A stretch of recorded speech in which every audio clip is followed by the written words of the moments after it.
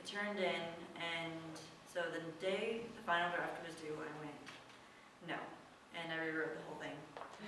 And so this is a series of metaphorical stories. Each time I switch from one to the other, I'm going to switch paintings. So here we go.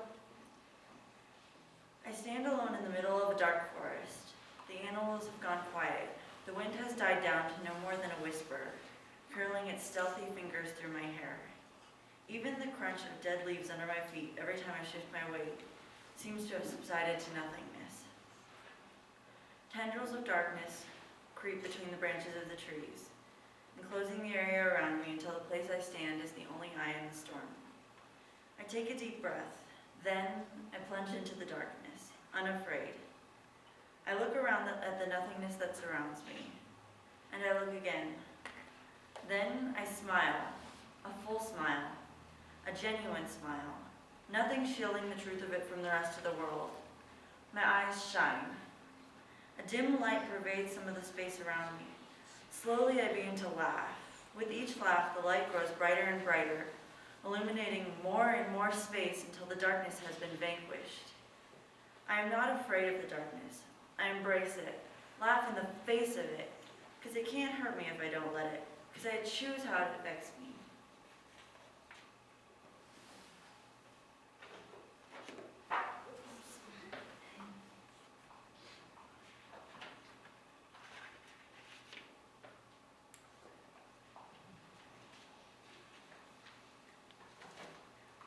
As I stand, my back against the wall, I see what everyone else sees, a myriad of different hair colors, eye colors, and personalities. As I begin to look at each face, I see more. I notice little details that most might miss, the tone of voice one person is using with another, who is avoiding whose eyes. Sometimes I catch snippets of conversations floating around the room. When I tune in, I begin to notice how they're all feeling. The possible reason behind the edge in one's voice or why one's eyes are tinged red. I see emotions brewing in each person's eyes. It's almost like an incredibly complicated puzzle. But the difference is, the pieces don't ever fit perfectly together. One pair of puzzle pieces will never ever be a perfect fit, because not one of us is exactly like another. I understand how we may allow our differences to tear us apart or to make us stronger. I understand how some can power through life, never believing for a second that they might be the one causing the problem, not the other person. I understand a way that we can avoid that. I understand that some people will hurt another or speak about that person behind their backs, about something that could hurt him or her. I understand that some will cry and run away. Some will grit their teeth and bear the pain until it consumes them. Some will stand up for themselves when the time comes.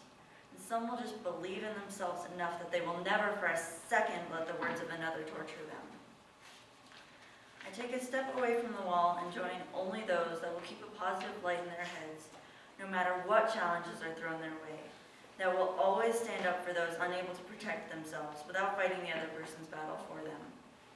I join those that will never let the words of another get them down, the ones who are never afraid to look from a different perspective, that will take up arms with me to stand up for what is truly right, no matter which path may be easier. I surround myself with only the right people, because really, though many believe that being alone is the loneliest thing in the world, truly being surrounded by the wrong people is what it really feels like to be alone in the world. I know that I would rather spend 1,000 lifetimes alone than one where I join the wrong people.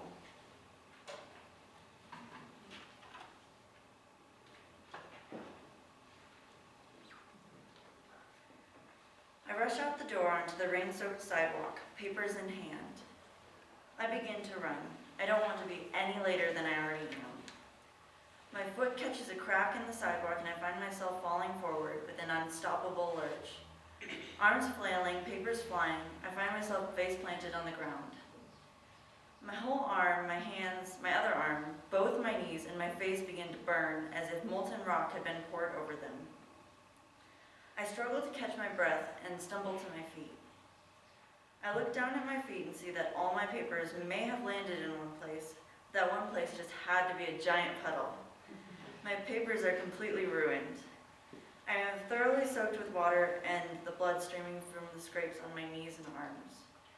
I gather my papers as best I can and throw them in the trash bin on the way back in.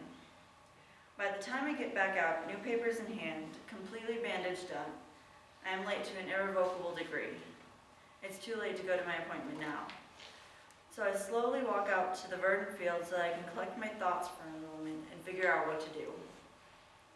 But as I take my first steps onto the emerald green grass, I find my feet moving out from under me, again. My papers go flying, and though this time I am not hurt, something else snaps inside me. My papers have flown to the point of no return. I missed my appointment, I scraped myself up, and it still burns.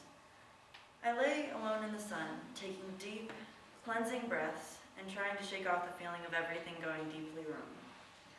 I stare up at the beautiful blue sky, clouds drifting across it silently, creating shapes that could be anything to anyone, could be an infinite amount of things to the right eyes, could become anything I want them to be.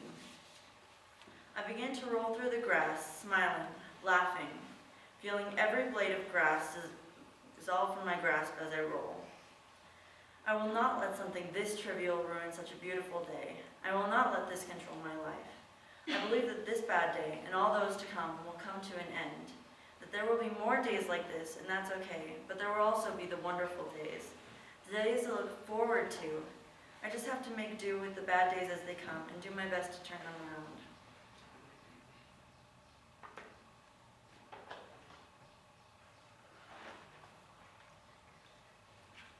The radio plays a song I know and love, so I stand and begin to move, my body flowing with the music, as if no one is watching. Jumping and twirling and flying with my eyes closed, the moment feels minuscule in the face of time and infinite in my mind. The world is a blur of color and light. I spin through it, taking in the beauty around me.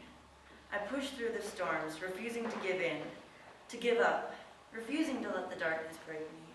Because there will be time for rest at the top of the hill, at the next corner, at the bend in the path that I've worked so hard to create for myself. Never letting life define me, rather defining life for myself, for what I make it to be. I will be exactly who I am, which is beautiful, which is something that never breaks but lets each fracture heal to become something more, something wonderful.